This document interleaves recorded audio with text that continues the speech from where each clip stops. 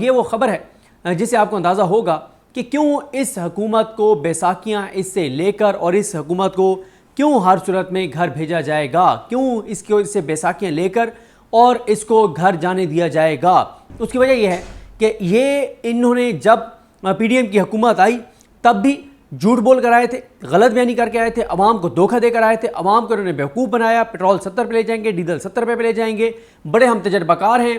हालांकि पता तो वैसे ही था सबको, उस वक्त भी एक साजिश के तहत आपको पता ही है कि जैसे हुकूमत गिरी और इनको लाया गया और इनको इस मुल्क पर मुसल्लत किया गया और जो इन्होंने इस मुल्क के साथ तबाही फेरी उससे भी हमारी तसल्ली नहीं हुई। फिर हमने इनका तसलसल निगरान हुकूमतें लगाईं और फिर उसके बाद दोबारा हम इनको लेके आए कि हमने कहा नहीं यही मुल्क को संवारेंगे। और आज मुल्क को ये उस नहज पे ले आए हैं कि बार बार जिक्र करना पड़ता है कि बिजली के बिल सिर्फ उस नहज पे पहुंच गए हैं कि भाई भाई का गला काट रहा है।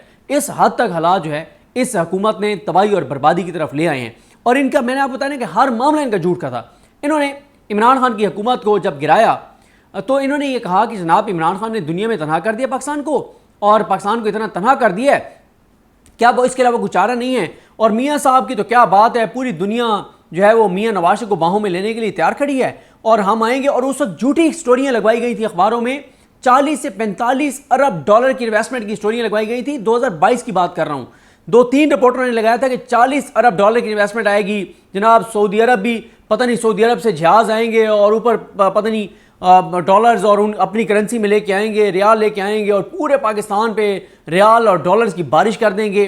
चाइना है वो भी इंतज़ार कर रहा है कि मियाँ साहब आएँ, शहबाज शरीफ हुकूमत बनाएं और चाइना जो है ना वो जहाज़ भर भर के वहाँ से चाइनीज़ करेंसी के यहाँ पे भेजेंगे। और पूरी दुनिया इंतज़ार कर रही है कि कब शहबाज शरीफ वज़ीर-ए-आज़म बने, कब मियाँ नवाज शरीफ को रोल मिले और दुनिया सदके वारी और कुर्बान पाकिस्तान पे चली जाए। सब झूठ था, सब गलत बयानी थी, सब बकवास था। इन्होंने सिर्फ और सिर्फ धोखा दिया लोगों को और इन्होंने आज पाकिस्तान को जिस जगह पे ला खड़ा किया है वो मुझे आपको बताने की ज़रूरत नहीं है कि क्या है। देखें, अगर पाकिस्तान को आगे लेकर जाना है तो अवाम की जो राय है, अवाम के जो वोट है, उसके सामने सबको सर तस्लीम खाम करना पड़ेगा।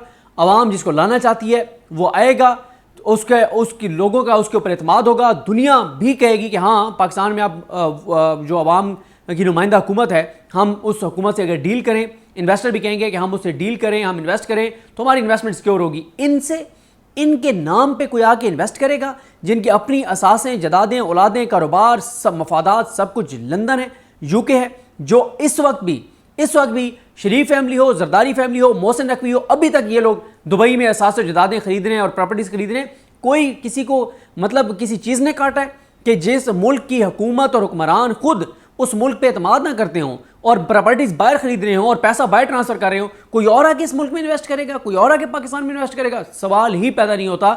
देखें, बिजली के बिलों की सूरत हाल आपके सामने है, गैस के बिलों की सूरत हाल आपके सामने है, सेहत की सूरत हाल आपके सामने है, महंगाई पाकिस्तान की तारीख की बुलंद तरीन सतह पर है, इन्वेस्टमेंट पाकिस्तान की तारीख की कम तरीन सतह पर है, foreign direct investment, uncertainty Pakistan की तारीख की बुलंद तरीन सतह पर है। हर दूसरा पाकिस्तानी मायूस नजर आता है, हर दूसरा पाकिस्तानी पाकिस्तान छोड़ के जाना चाहता है, उम्मीद खत्म हो गई है।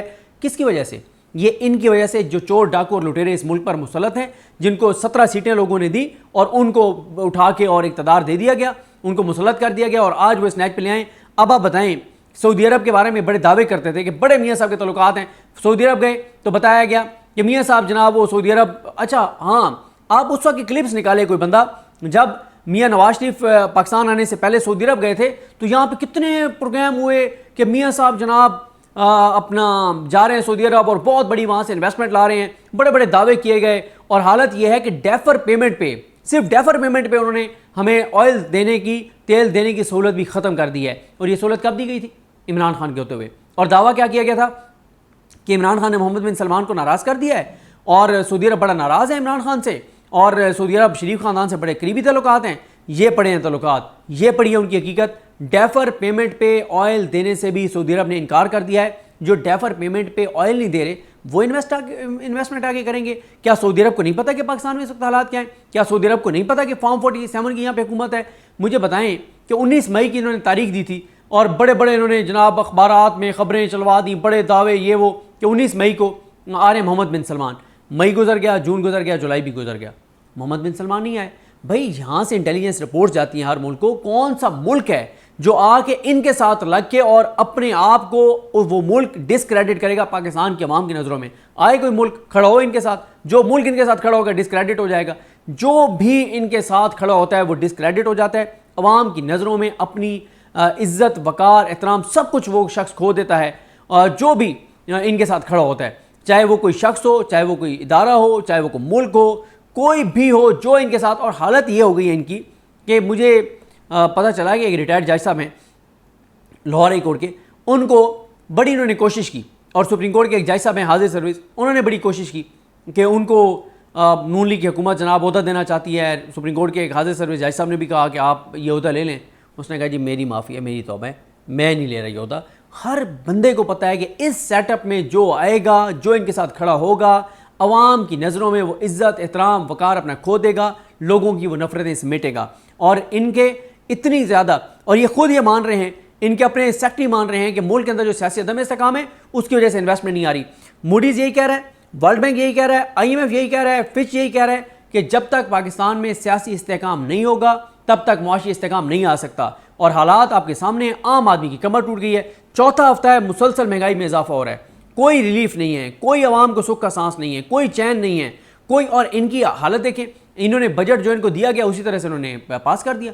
एक इन्होंने कोई अपनी मर्जी की चीज़ नहीं कर सके, और जो हाँ अपने चीज़ें पूरी रखी, अपने बजट बढ़ा लिए, अपनी मराहत बढ़ा ली, सब कुछ कर लिया, अवाम के लिए कोई चीज़ नहीं है। अवाम के लिए सिर्फ तबाही है, बर्बादी है, धक्के हैं, खुदकुशियाँ हैं, जलालत है, कोई सुख का सांस नहीं है। इसलिए इस हुकूमत को जब तक ये हुकूमत घर नहीं जाएगी, जब तक अवाम की नुमाइंदा हुकूमत नहीं आएगी, जब तक जिस शख्स को कौम वोट दे रही है, जिस शख्स को कौम लाना चाहती है, जब तक वो नहीं आएगा तो कैसे लोगों का एतमाद बहाल होगा। ओवरसीज़ पाकिस्तानी देख लें ना, वहाँ से आपको पैसा आ रहा है। आप यहाँ पे देखें, कई हमें प्रॉपर्टी वाले जो काम करने वाले मिलते हैं, वो कहते हैं कि ओवरसीज़ पाकिस्तानी जिन्होंने 30-30, 40-40 लाख रुपया दिया हुआ था, उन्होंने किसने देना बंद कर दिया। उन्होंने कहा कि ये आपको हमने ये बख्श दिए 30-40 लाख रुपया, हमें ज़रूरत ही नहीं है, हमारी तौबा है, आप हमारे प्लाट कैंसिल करें, ये 30 लाख 40 लाख हमें ज़रूरत ही नहीं है, ये रखें आप, हमारी तौबा है, हम कोई इन्वेस्टमेंट पाकिस्तान नहीं भेज रहे। ये हालात हैं, कोई इन पे एतमाद करने को तैयार नहीं है, ना कोई मुल्क इन पे एतबार करने को तैयार है, ना कोई बिजनेसमैन बाहर एतमाद करने को तैयार है, ना कोई इन्वेस्टर एतमाद करने को तैयार है, ना ओवरसीज़ पाकिस्तानी इन पे एतमाद करने को तैयार हैं।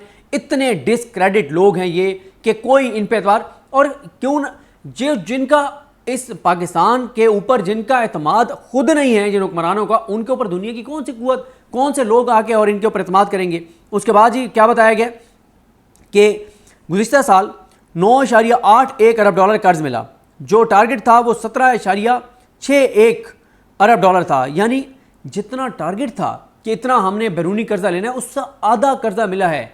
और इस साल, ये जो माली साल है, 20 अरब डॉलर पाकिस्तान ने कर्जा वापस करना है।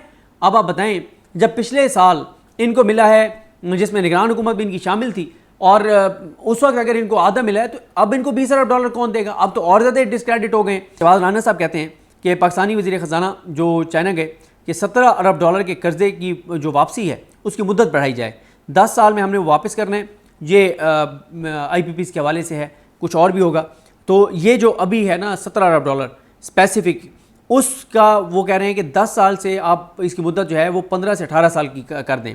और जो दूसरा है वो ये है कि जो सूद है वो डॉलर्स की बजाय चीनी करेंसी में जो है वो लिया जाए। और तीसरा जो है वो ये है कि सूद जो है वो कम भी किया जाए। फिर शहबाज राना साहब बता रहे हैं कि बिजली का फ़ी यूनिट वैसे 33 रुपये का है, लेकिन टैक्स डालकर और 70 रुपये में आपको पड़ेगा। वैसे 33 रुपये का है, टैक्स डाल के आपको 70 रुपये में पड़ेगा। और ये जो 33 रुपये है उसमें से भी 18.5 रुपये फ़ी यूनिट कैपेसिटी पेमेंट है, और जो बिजली पैदा करने के लिए एनर्जी कास्ट है वो 11 रुपये फ़ी यूनिट है, 3 रुपये डिस्ट्रीब्यूशन कंपनी का है। और ये सारी सूरत हाल है।